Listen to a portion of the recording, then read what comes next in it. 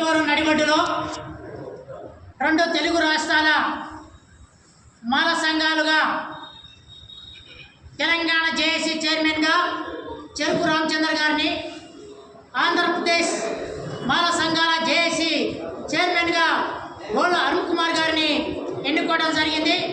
అరుణ్ కుమార్ అన్న గారికి ఆర్థిక శుభాకాంక్షలు తెలియపరుస్తా ఉన్నాం మాల మాట తరపుకెళ్ళి. రేపు జరగబోయే పార్లమెంటు సమావేశాల్లో పార్లమెంట్లో ఎస్సీ వర్గీకరణ బిల్లు పెడతాడని చెప్పి మా సోదరులు ఆశాభావం వ్యక్తం చేస్తూ ఉన్నారు. 15% పంచుకుంటే ఏమొస్తుంది సోదరా? 15% వద్దు. పెరిగిన జనాభా తమాషా ప్రకారం 30% రిజర్వేషన్లు పెంచమని అడుగుదాం. తెలంగాణ రాష్ట్రంలో దళితుని ముఖ్యమంత్రి చేస్తున్న కేసీఆర్ చేయలేకపోయాడు.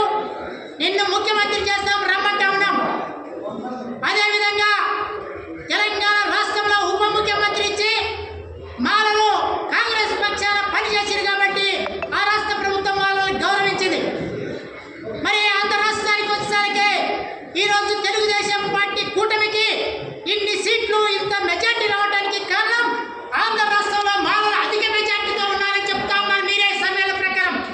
మరి ఇన్ని ఓట్లు ఎటుపోయాయి అంటే తెలుగుదేశానికి వేస్తేనే కదా నువ్వు అధికారంలోకి వచ్చావు, నువ్వు పవన్ కళ్యాణ్ అని చెప్తాను.